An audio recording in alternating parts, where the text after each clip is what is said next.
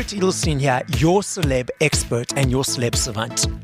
Celeb Savant is a weekly entertainment show. We have long-form career retrospective type interviews with celebrities, singers, actors, and industry experts.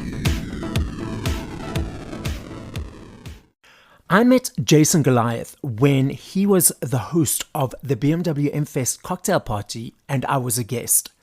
The next day, on the Saturday, where I was working at M-Fest, I saw him running around in lederhosen and I knew that we would be fast friends. With a commanding stage presence, ridiculous amount of energy, and a character-based set focused on making audiences laugh at life's uncomfortable truths, Jason has performed successfully at numerous corporate events, leading comedy rooms and events such as Blacks Only, Kings and Queens of Comedy, Johannesburg International Comedy Festival, Comedy Central International Comedy Festival, BET Experience, Melville Underground, Our Wednesday, Comedy Jam, Comics Choice Awards, Winners Lap, and many more. Jason is no stranger to television, having appeared in numerous commercials and shows such as Dancing with the Stars, Celebrity Game Night, amongst many others. Up next on Celeb Savant, we've got Jason Goliath. So this is Celeb Savant, and live in studio, I've got Mr. Jason Goliath. Bum, bum, bum, bum. Bum, bum, bum, bum. So Jason, tell us, how are you doing? What's happening in your life? And where are you in the world, first of all? So how I'm doing is amazing. If I'm honest, I'm amazing. I am exhausted, but I can only explain it as it's the most gratifying tired I've ever been, because I know why I'm tired, and I'm tired from doing wonderful things and tired from doing my favorite things every day, and just making my dreams come true. So I'm in a wonderful space, and where I am is I feel like my voice is breaking. I feel like, you know, when you're a kid and this is your voice, and then all of a sudden this other voice, it's like the movie Venom, you know what I mean, where you've got this kind of hi, and then you know what I mean, and then but the difference though is this is not the voice that's coming through is it takes years to find your voice on stage in comedy. I think a lot longer than most art forms, if not all art forms, and it takes so long that I thought I'd found my voice. Then COVID happened, and then the time I spent with myself, the time I spent with the content that I was putting out at the time, the time I spent with my audiences and what people in general need, I think provoked a whole new voice. And now I'm in a space where I just feel like everything is intentional, everything is on purpose, and everything is feeding everything and kind of moving into the same direction. So I'm in this wonderful new space with comedy, and I feel like my voice broke. I feel like I found my Barry White, you know? Okay, so let's take it all the way back to the beginning. Tell us how the Jason Goliath's journey started, and with your comedy and your television and all that stuff. So, I mean, if you want to go all the way back, I was born on the 15th of November, 1980, which was, you know, and this is part of the new show in that I kind of realized that the 80s was a very spectacular time to be born for so many different reasons, particularly in South Africa, where the 80s was great for the rest of the world because it was kind of people born into analog that experience this digital migration, and therefore are kind of, you know, I think a lot of comedians call us elder millennials, people that can understand technology, but are also au fait with a TDK cassette and a pen, and what those things mean. And if you don't know what that means, it's because you were born after the 90s. Relax, it's fine. Google it. Yeah, Google it. Google it. And I was, you know, my mom tells this amazing story of the fact that, I mean, I was born in what is now Tambo Memorial Hospital, was then Boksburg General Hospital, and it was a crazy time. It was a time where she says the nurses would walk through the corridors saying, "Kinders, come and fetch your kinders. Abantwana, come and fetch your kinders." Like a SPCA vibe, but for kids. You know what I mean? It was this weird and wonderful time, and I was also born in kind of the end, but I think for people like my parents in 1980, you know, didn't know it was heading towards the end of an era, and that era was apartheid in South Africa. So not only did I see analog and digital, but I also saw apartheid from a very different, very protected light, because, you know, my parents protected me as much as they could. But it also allowed me to be, one of the first people of color in my new school, and what those transitions were like and what that pressure was like, not only for ourselves, but for our parents who were sacrificing everything to try and give us, more opportunities. And I make a joke where I say, like, at the time, when I look back, I think that my mom and many moms like my mom were consciously praying that, one day, if I worked hard and kept my head in the game, I would grow up to be white. You know what I mean? It was that time where there was just so much pressure, so much ignorance, and this horrible, terrifying, mortifying genius system. That kind of separated us to the point that even within our localized communities, we were separated. So, I went through all of that. I then was this hyper-ambitious kid that was hyper-ambitious, but not to win awards, not to get essay colors, not to graduate cum laude, but to finish all of this studying and academia and nonsense, and I don't know if I can swear, but all of this bullshittery of school and academia, and get to the point where I could finally make some money, because at a very young age I realized that money is the thing that affords us things, and I wanted so many things, and my parents didn't have money, and it was simple things. You come home from school and you complain to your mom because you go, yes, we were talking about Christmas presents, and my friend Warwick got a real radio-controlled car, and my car had a wire on it, and I don't know if that's because you were trying to get me to exercise because I had to run behind this little car, but why would you not? I was like, Mom, what were you thinking? Like, why would you not buy me a radio-controlled car? And she would just be like, because I bought you what I could afford. Yeah.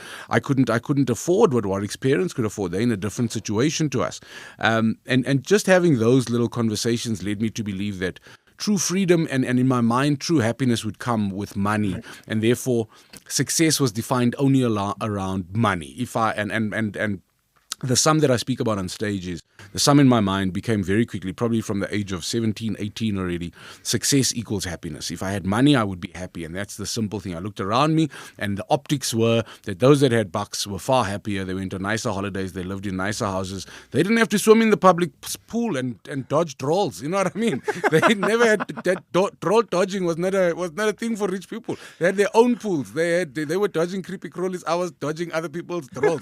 I can't explain it more graphic than that. So, can I just pause you Yes, because I can carry on forever. So, going into school as a first colored person in that school. Yes, in a Model C school. Did you know at the time that was the situation, or were you completely unaware? So weirdly, we were hyper-conscious, because not only were we going into that school, but you couldn't go to that school if you didn't live in the geographic location that fed the school. So with the Group Areas Act ending kind of 91, 92, my folks were very quick to jump on this opportunity to finally be able to buy property wherever you want and move your kids to wherever you could afford, instead of where the government kind of had legislated you to stay. And within those communities, everybody was forced to be the same, and that's where the difference comes in. So I experienced racism from a very different perspective.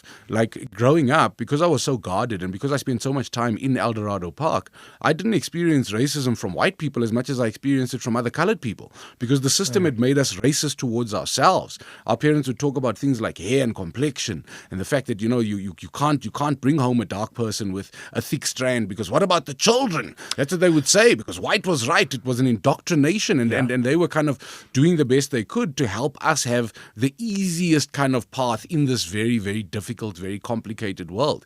And of course, now it's completely different. I remember making jokes about the fact that when people had those rhino horns on the front of their Hilux bakkies and protecting the rhino, I'm all for protecting the rhino, but I didn't have a rhino horn. I had an afro. I was like, let's protect natural hair. You know what I mean? Let's get rid of these weaves and bring back the afro. You know what I mean? Because as I kind of grew up, it was beat into me that flowing straight hair was beautiful and thick curly hair wasn't. And when I look at the world now, I'm like, flowing straight hair is the most boring hair you can have. I'm sorry for you. But now you got one style, one option. Whether your hair is wet, whether it's raining outside, where if you're a colored person, you can now use an iron on that hair and come with the nice curtains, we used to call it. You can come out with curtains. We used to call the people glade hare, Gladys Knight. You know what I mean? You got the glade hare. And then I would when I look back, I go, colored hair is actually the best possible hair you can have. It's like we have all of your strengths and none of your weaknesses. glasses because we can iron it to make it look straight. If it just drizzles, that hair is going straight back home, directly back to Afro. If you see a colored woman running, just look in the sky. I'm telling you, you don't need to worry about birds flying out of trees. You don't need to worry about the weather report. You want to know if it's going to rain. You see colored women running in heels. You know the drizzle is on the way. The drizzle is on the way. So it was just, kind of, as I grew older and retrospectively allowing myself to break those stereotypes and to lean in and accept. And I think a lot of what I'm talking about now, and if you ask me where I am, I'm in a deep space of acceptance. And what that means is I believed for a long time that gratitude was the kind of founding principle of finding your happiness. And if you couldn't find a way to be grateful for the things you have, and I would journal and write down what I'm grateful for. And then I realized that it's hard to be grateful if you haven't accepted who you are, where you are, what you are, why you are. And once you've accepted all of these things about yourself, you can then start, moving. Because people would say things like, if you don't like where you are, move. Then that's not enough information. You know what I mean? Yeah. That's not enough information. Yes, it makes sense that if you don't change something, if you don't do something, then you can't complain about the same problems. But I felt it like, and weirdly, I love food. So I'd always be like, it's exactly like Uber Eats.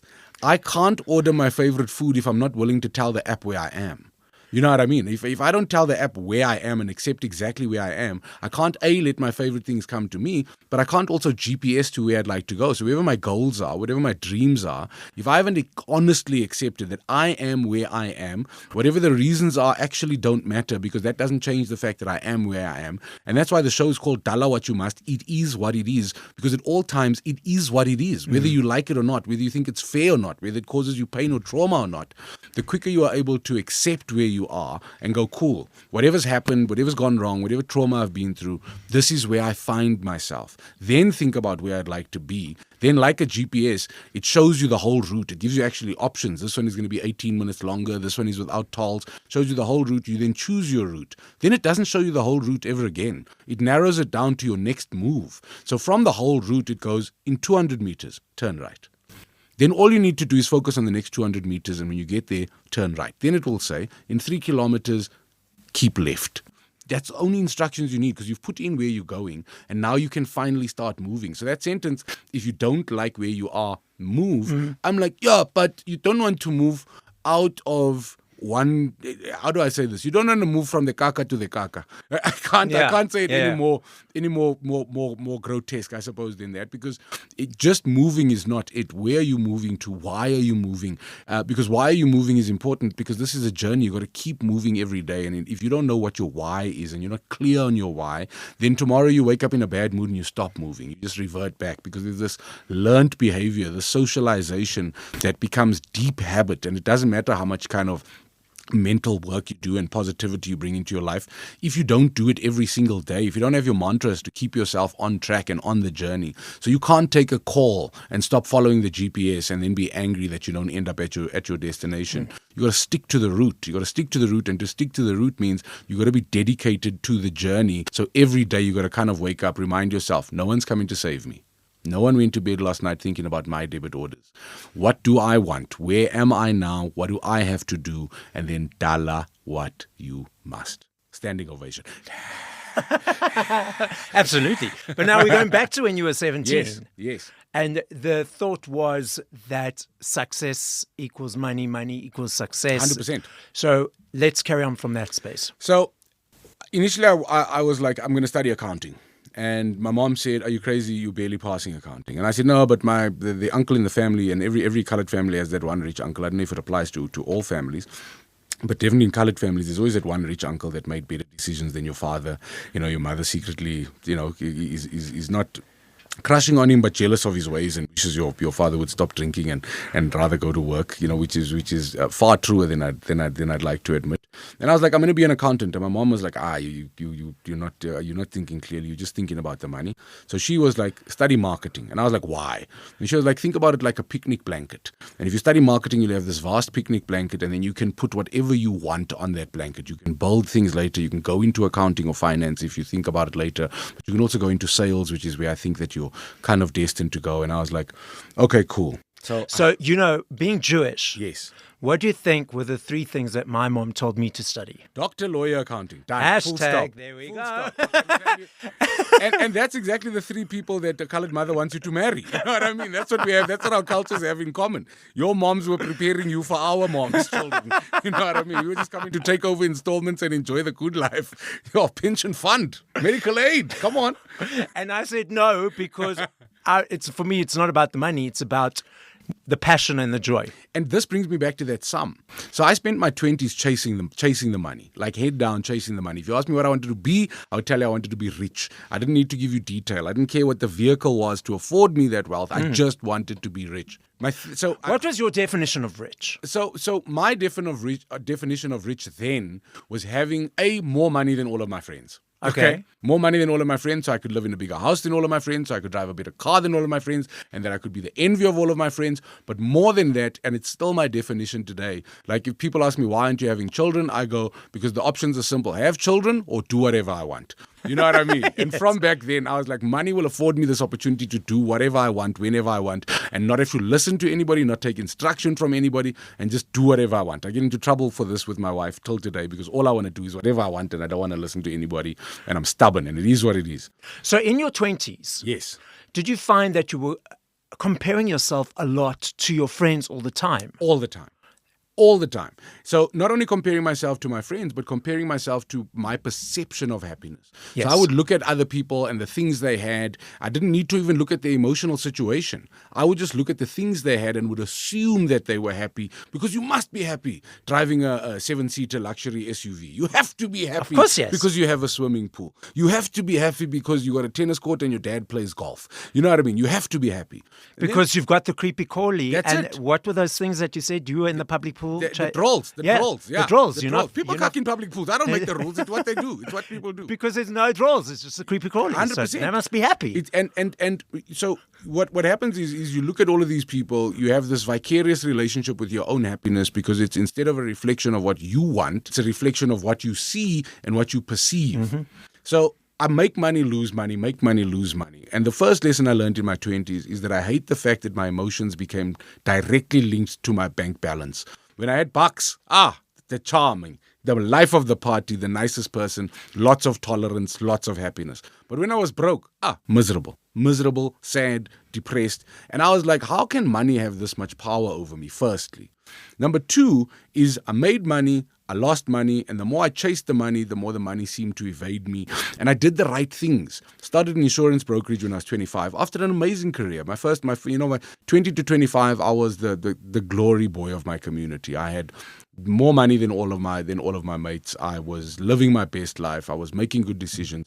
I was working on weekends. I worked 7 days a week for my entire 20s because I wasn't scared. My mom had made it very clear, you want all this money, you must be prepared to work harder than everybody around you. And that was an easy thing for me to understand. You want more, you got to do more. Very, very simple. So I have this great career, eventually find myself in insurance, not because I'm passionate about insurance, but because I was passionate about the potential of the amount of money that I could possibly make. Mm-hmm. Then 2008 comes. 2008 brought a ferocious recession, very similar to the one that I think we are only entering. A lot of people think we're in the middle of it, but I think we're only at the first cusp, the opening scenes. It's gonna get worse. And if you read the headlines and what everybody in the financial world is talking about, I think that my gut is right. But what I learned in 2008 is that people are terrible, okay? People are shit. And the reason I say that is because people would much rather pay their DSTV subscription than their life cover. They would much rather make sure their kids are quiet and entertained in the short term than protect legacies in the long term. Mm-hmm. And that was a crazy thing for me, the way people thought. But I understand that. That's the way people are, and that's the way it's going to be. And eventually we did some business with the wrong people, were taken for a lot of money, and I had a spectacular liquidation. I'm talking boiler room style. Literally, people owed me millions of rands, and I walked into their business and there was nothing but telephone wires on the floor, and they were gone. They were gone. And these people had taken me, and at the time I didn't even realize that I should have immediately, when I saw this happening, should have closed the business. But I think most entrepreneurs will relate that your first business specifically is like your child. You shouldn't ever, keep your rands and your emotions in the same drawer in the fridge. But with your first business, you can't help it because you put your heart and soul into it. It feels like your dreams are finally coming true if it does start working. And I should have closed the business immediately, but we didn't. Instead, we used credit cards to pay salaries. We used revolving credit facilities. And it was also just the timing of things was terrible because it was just before the, Consumer Protection Act, before FICA was coming into place, and before the National Credit Act was coming into place. So banks were throwing credit at you because there was no consequence for them in terms of fair lending and responsible lending. So we had all this access to a remarkable amount of debt, and then it went bust because eventually the credit cards ran dry. Eventually, the bank wants to take the property back, and we bought an office, which we thought was a financially sound move. And this devastated me on a number of levels. Number one, I thought I was very responsible. I didn't live above my means. I didn't spend the business's money. We reinvested. We did everything that an entrepreneurial book would have told you to do, and we still went under. And this destroyed me because how can you fail while doing the right things for the right reasons and while putting in a sincere amount of effort? How can you still fail? And that's when I learned that the world is not fair. If you're going to expect the world to be fair, it will disappoint you at every single turn, and it will continue disappointing you until there's nothing left. So I realized that it's up to me to do what I have to do. The thing goes under. During this time, I lose just about every relationship. Some of them are more complicated than others, but not only am I heartbroken, but I'm financially distressed.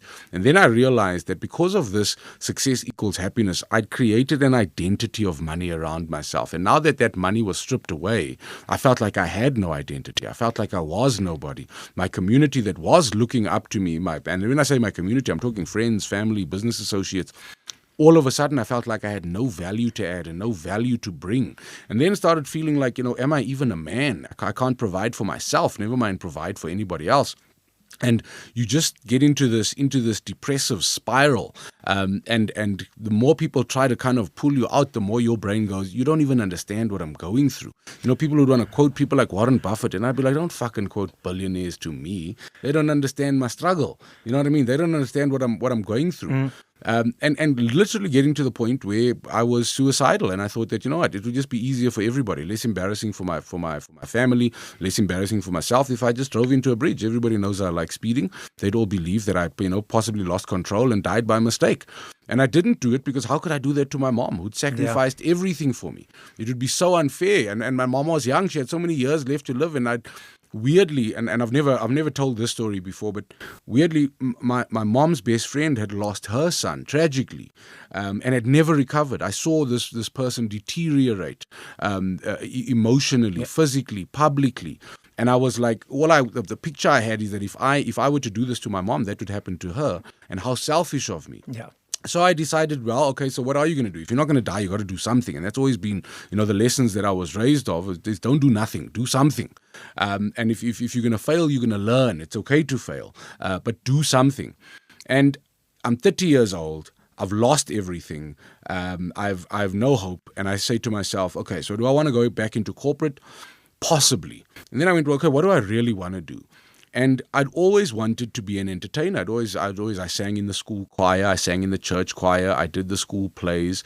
I'd been emceeing at Macro and on weekends in store at that point for like 11 years, and I really loved the attention. And I think it took me a couple of years into comedy to admit that part of the reason I enjoy what I do is I love the attention. I love that everybody has to keep quiet and listen to me. It's a wonderful setup. It works. And then I was like, okay, let's try acting and presenting. And I didn't go into that initially because my mom worked for Mnet. So I had a little bit of access to this world, and I'd go to these events and I'd see these so-called famous people dressed in amazing outfits and famous brands, and they'd all live in leaking city golfs that were leaking oil and smoking. And I was like, oh, so if you want to be rich and famous, you must go to America. In South Africa, there's either rich or famous. Decide. You can't have both. And I was like, in my 20s, I wanted the money. So I was like, okay, I'm not going to become an entertainer because I don't want to be poor. I want to be rich, so I'm going to do business. And then I realized, okay, the rich thing is not working out. Let me follow this entertainment bug. So I started in my mind going, cool, acting, presenting, I can do this. Went for a couple of auditions, weirdly, there were no other chubby, cute, colored guys at the auditions. So my hit rate was amazing. I got like 1 in 2 auditions that I Wow. went to. It was unbelievable just because people that come from my culture and look like me are so self-conscious because we tease each other to smithereens that you don't believe that you can be on TV. You think everybody that looks like, at the time, George Clooney, Brad Pitt, only those O's can be on TV. But a chubby colored guy, what are you going to do on TV? And this helped me realize that charm is more powerful than a jawline and a six-pack combined. It was a simple truth that as long as you were available and able to entertain people and able to take what you do seriously but not take yourself too seriously was a really, really, really big point. So I go through this phase of going for auditions, starting to get them, and then I get a really big job with Castle Lager, which was the biggest campaign I'd done at the time, and I was the face of the brand for I think 3 years. But on the first one we shot, I spent 5 days with who's now one of my best friends in the world, Sivingesi, and another friend, Brian van Niekerk, who had met on set. And after 5 days, these guys pull me aside and they go, "Yo, dude, we've been in the industry for a while. You should try stand-up comedy." So I go, "Guys, I'm complimented. I love making people laugh. I always have. I love stand-up comedy. I watch as much live stand-up comedy as I can, but I'm braai funny, not stage funny. Like, there's a difference. There's a very big difference. It's awkward. You don't want to be the wooden mic of stand-up comedy. You know what I mean? You don't want to be the person that should have kept singing in the shower. Now you're on a whole idols. You don't want to be that person." So I was like, relax. Then Siv goes, "No, you relax. I'm not saying you're going to be the next Trevor Noah. I'm not saying you can do this as a career. What I'm saying is you've done nothing but put effort into making us laugh, which means you love making people laugh. So I think you'll love stand-up comedy as a hobby. Try it as a hobby." And that is the best advice anybody's ever given me. And I give that advice to young comedians today and people that are trying to get into the industry, going, if you're going to put the pressure of making this your career on it, chances are you're going to stifle it before it gets a chance to catch some tinder and catch some fire and burn. But if you start it because you love it and you're willing to do it for free because you love it, just like nobody bungee jumps expecting a paycheck, nobody skydives expecting a paycheck, start comedy for the same reason. And that's exactly what I did. Spoke to Nicholas Goliath about it a few weeks later at a Mother's Day lunch, and him and I were horribly drunk because, when you're broke, you might drink the Black Label and carry on, numb the pain. So Nicholas Goliath is my cousin. Okay. And we a lot of people think we're brothers, but we grew up like brothers because our dads are brothers and are a year apart. Our dads look like twins. And because our dads are so close, they've always lived within a kilometer of each other our entire lives. So Nick, for all intents and purposes, was my younger brother. I've got a younger sister, Kate, who's our MD, and it's just the two of us. Nicholas is an only child, and he always felt like a brother, lived with us for a few years, and always been like a bestie. And I say to Nick, "Hey, man, this bra Siv says I must try stand-up comedy." And Nick goes, he'd tried stand-up comedy twice before. It didn't go well. So it went well his first time, terrible his second time, and then he abandoned it for 4 years. And then we have this conversation and he says, "I think I'm mentally ready to do it too." So in this drunken splendor, we go, "We're going to try stand-up comedy." I go home, sleep off the Black Label, wake up to missed calls from Nicholas the next day, phone him back, and he's like, "Dude, I've made a booking for us. 6 weeks, we're at the Underground in Melville." And I'm like, "What are you talking about?" And he goes, "No, stand-up comedy, we're trying it." And I go, "No, bro, we were drunk. You don't make contracts under Black Label. There should be I'm sure there's something on the back of the bottle that says no contracts will be adhered to." And he then goes, "Listen, the auntie gave me a hard time, thought I was playing around, so we can't pull out. We got 6 weeks." And I said to him, "Well, tell your wife, we're going to be going to the Underground every Sunday for the next 6 weeks, just to watch, just to get a feel, just to think about it." And he said, "In is in," as he always does. And we did that. 3rd of July 2011, Nicholas and I do our technically first time ever on the same night, at the same show.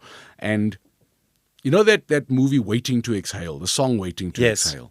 And that's how I felt. I felt like I'd exhaled for the first time in my life. The first time I got a laugh, I never felt like I belonged more than that moment. I never felt more like this is exactly where I'm supposed to be and exactly what I'm supposed to be doing. The sense of euphoria was so big that my brain immediately went, "Oh my God, this is the best feeling I've ever had. I've got to work as hard as I can so that I can afford to do this as much as possible." Loved it so much, was willing to pay for it for the rest of my life. That's how much I loved it.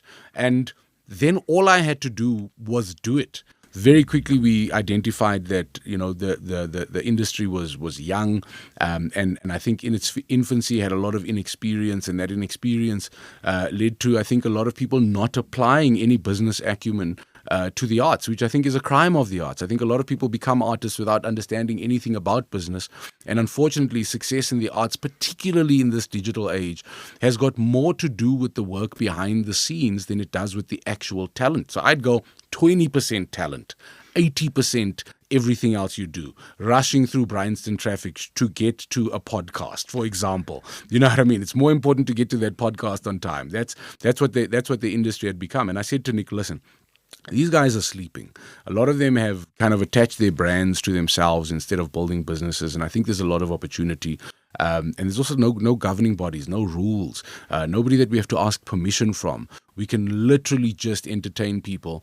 And from inception, I think we became very clear about the fact that comedy is different to any other form of arts because it's not about individual success. It's an individual sport. You go on stage alone, but you need other comedians to build a fruitful industry. You need other comedians to do well. And unlike musicians, for example, we don't compete. So if you're a comedian and I'm a comedian and you perform for an audience tonight and they love you, they don't want to see you and your jokes again tomorrow. Yeah. But what you've done is you've created an appetite for comedy and an audience for me. So when I do the same, I create an audience for you, which means we need a number of great comedians. And we were only going to get great comedians if we had a number of platforms for those comedians to be able to exercise and get fit and get good. And that's what you see. You go to any other African country where there's hardly any platforms to perform, and you put a South African comedian up against them, even though we have a quarter of the platforms and opportunities to perform as the Western world does and the first world does, we are still miles ahead of those that don't have an opportunity to kind of flex that muscle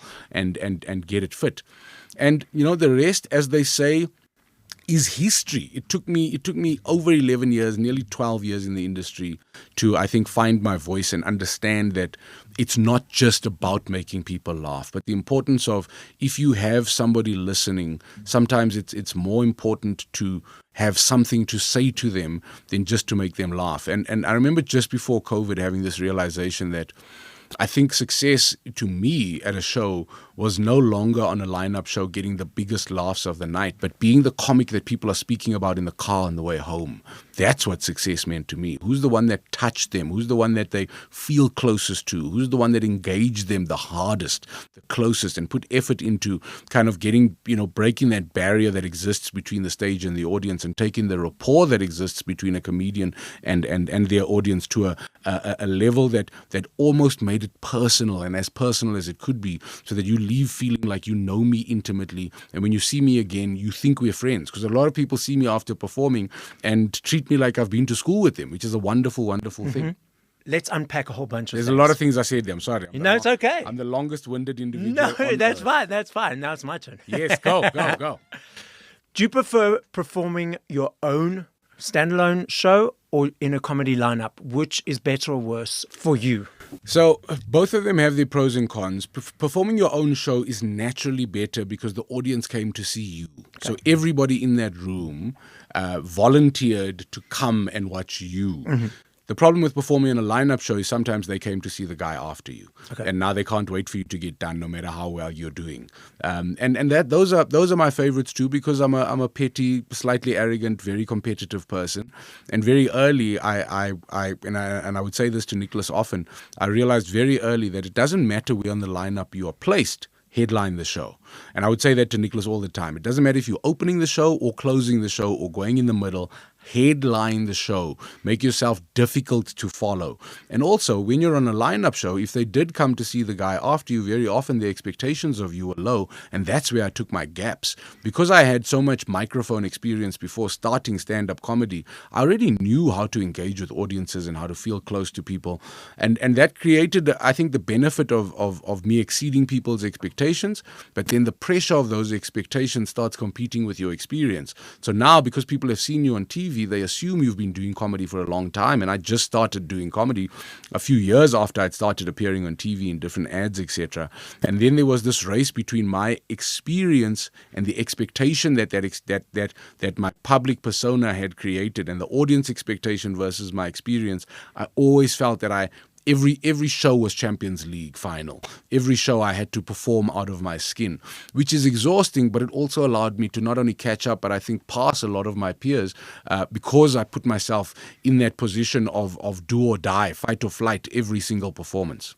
Your comedy routines, is it inspired mainly by personal experiences or what's happening in the world, or both?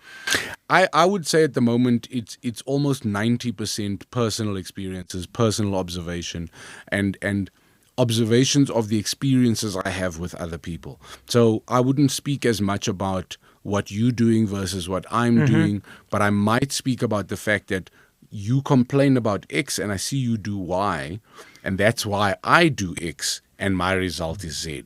So I may compare in that way, but it's I feel like I'm trying to make comedy for humans, not necessarily a specific person. I'm trying to make the type of comedy that everybody can enjoy.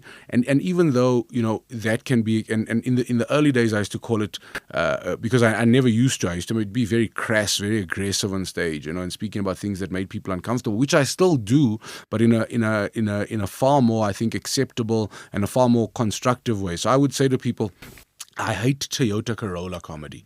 And what I mean by that is the Toyota Corolla is nobody's favorite car. Like, no kid goes to bed dreaming of Toyota Corolla. But also nobody hates a Toyota Corolla. Yeah. You know what I mean? It's the vanilla, it's the acceptable, it's the one that gets you the mass audiences and the most people on your side. And I think what experience has allowed me to do is maintain the integrity of doing Lamborghini comedy, but be able to make those Lamborghinis now accessible and relatable to people who drive Toyota Corollas. Okay. I think that's a great sentence, actually. It's a T-shirt. Yeah, it's a T-shirt, absolutely. Yeah. The creative process, in the sense that from creating nothing to an hour and a half show, is that an easy process for you, or is it sometimes a challenge? It's a daunting process, I think, but daunting is I think a thing of perception. So in the beginning, 5 minutes was forever. If you give me 5 minutes today, I'm going to walk on stage and say, "Hi, I'm Jason Goliath." That takes me 5 minutes, introducing myself. So, as you grow in comedy, your first 5 is hard. Your first 15 is hard. Your first 20 is hard. Your first 30 is hard. Your first hour is difficult. Then it becomes even more difficult to create a whole new hour. And because my style has never been, like any of the other comedians that I get to play on stage with, in terms of them writing down sets, developing gags, having set lists, my style has always been more conversational. And because my microphone experience allowed me to understand how to engage with a plethora of different people, I'd like to say almost anybody and everybody, I'm able to change my delivery depending on the audience's needs. So somebody once said to me that comedy is more conversational than any other art form, because if you think about a stage actor, they're going to perform their rehearsed delivery exactly the same way, no matter what the audience is doing. Where with stand-up comedy, the audience may not get to talk back, but they react. So you talk, and the audience either laughs, they sigh, they ooh, they ah, they boo, or there's dead silence. Then there's good silence, bad silence. There's tension. There's and it's this conversation. So to go on stage with a very clear idea of what I'd like to say, a very clear idea of what the worked bits are, but I can be completely vague in between those bits and take you on a very unique journey, so that every show seems to be curated specifically for this audience. The benefit of that for me is that the shelf life of my gags is a lot longer than any other comedian, which means I don't have to come up with new material as consistently as a one-liner comic, for example, who once you've heard that one-liner, you've heard it. I get away with 3 or 4 times before you get fatigued from listening to the same to the same gag. So yes, it is very difficult, but experience allows you to go. So I've got, if I think about the show that I'm currently doing, which eventually will be an hour 10 max. I did an hour 30 last night by mistake. So I had 30 minutes of prepared content where I understood the beats, the gags, the laughs, the breaths, the funny moments. That then gets interwoven with kind of a whole lot of improv. That is improv, but it's improv from a space of experience. So I'm kind of going through this bag of goodies and this arsenal of funny stuff, and within the moment I'm able to create stuff that feels written, that feels developed, that feels tested. So experience definitely does help, but I think my style is also conducive responsive to being able to do an hour of so-called fresh content a lot easier than, for example, somebody that's got to scrap an hour and write an hour.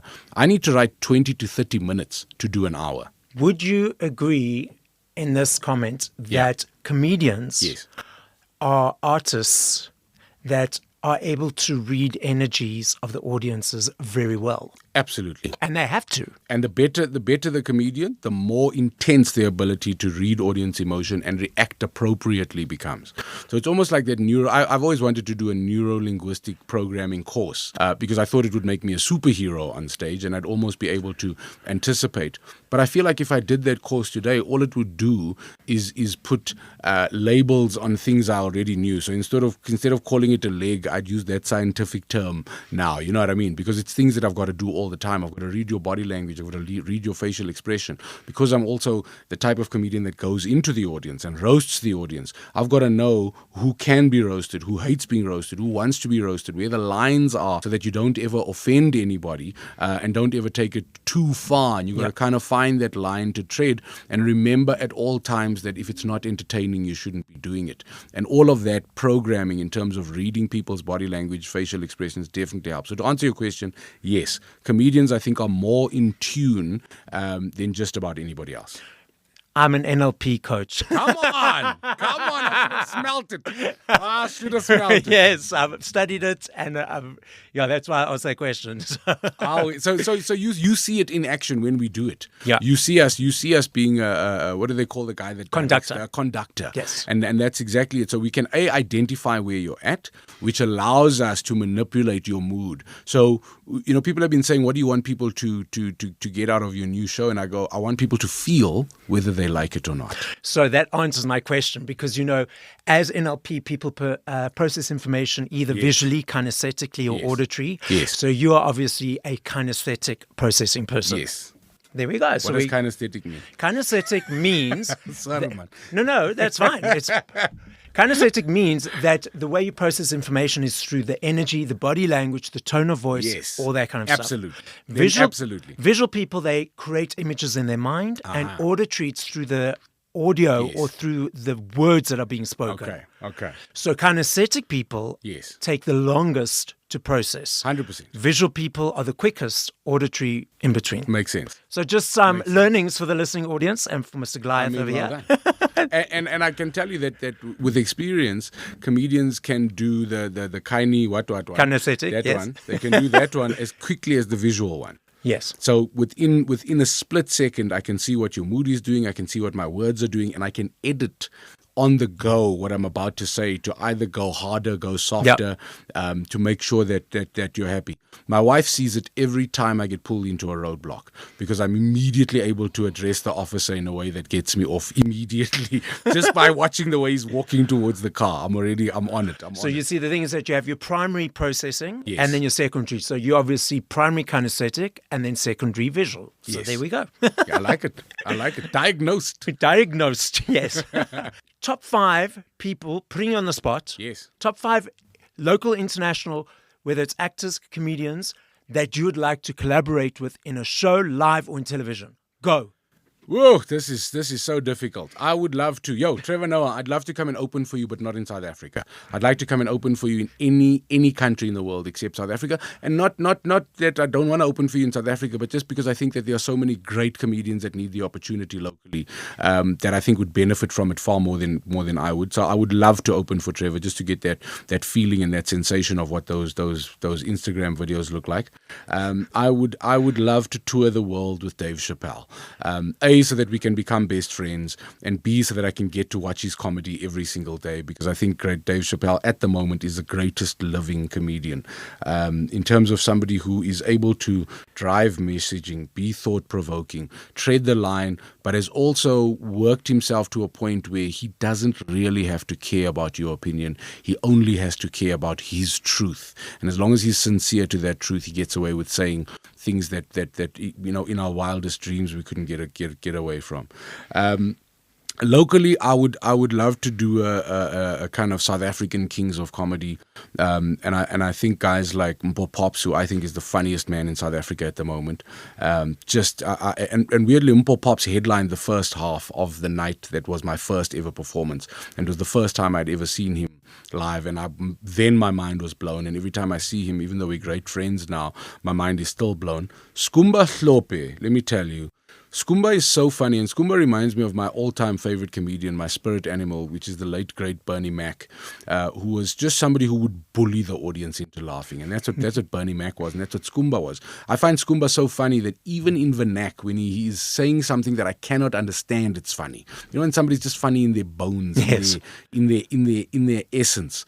So that's four. I've got to give you one more, local or international, and I think I'm going to cheat this and say that to piss Dave Chappelle off, I would love to do a skit show with Key and Peele. So I'll do Key and Peele as one person, and then it would piss Dave Chappelle off, and then it would give us something to talk about while we're on tour, and then we would make skits with Key and Peele about pissing Dave Chappelle off. Guys, we're onto something amazing. Let's make this work. Let's make this work. Put it out there. Manifest it. To call my people. Come on. Manifest it. Let's do it. Now, the podcast is listened to internationally. The top 5 countries it's listened to is UK, USA, Australia, South Africa, 4th, actually. And then Belgium, I think, is the last check I had. Nice. As a final message to the listening audience, what would you like to say? So what I'd like to say to the listening audience is this. Number one, South African comedians are the best in the world. They're the best in the world because first world comedy is not fair on first world comedians. They all go to the same schools. They go eat at the same places. They have the same conversations. And when I watch first world comedy, 90% of the comedians I engage with have a very similar cadence. And unfortunately, that breeds predictability. South Africa is such a diverse country where our cultures have subcultures. And within those subcultures, there are even further subcultures, which means not only are we natural storytellers because of the way we came up and because we didn't have access to first world entertainment our entire lives, we were forced to tell each other stories, but I find our stories to be a lot more dense, a lot more appropriate, and for some reason a lot more relatable, as I said, to human beings. The second thing I want to say to everybody is remember that nobody's coming to save you. And if COVID taught me one thing, it's that you could die at any time. The only thing we truly have is time. And I've become so conscious of what I'm doing with my time. And so much so that I have this thing in my mind where I go, if you were to die today and you got to the pearly gates and Uncle Peter said to you, listen, we've got a little cinema here where we make you watch the movie that is your life. How many of you would skip the movie because it's boring? Because it had 30 years of you doing the same thing and experiencing no joy. Capitalism has indoctrinated us into planning how much we can play based on how much we work, where I feel what we should have been taught is to understand that the only thing money affords us is experiences. So to instead of have how much you play be informed by how much you work, you should first think about how much you'd like to play and let that inform how hard you have to work. Because as long as you work a little bit harder than you want to play, you are always going to be okay. So play, have fun, find your happiness, figure out what makes you happy. Stop looking at other people. Stop worrying about what they think. If somebody's opinion is not in the same WhatsApp group as your debit orders, why do you even care about their opinion? Chase your happy because nobody's going to do it for you. And it's simple. You're the director, the writer, the casting director of the movie that is going to be your life. So make sure it has the right stars. Make sure it ticks all of the boxes of a movie that you love. I like a movie that has rock and roll, sex scenes, love scenes. Somebody's got to die. Someone's got to cry. Someone's got to laugh. So I'm not saying you've got to be airy-fairy and marshmallows and unicorns and kumbaya about your happiness. But I'm saying you've got to honestly understand what type of movie you want your life to be because nobody's coming to save you.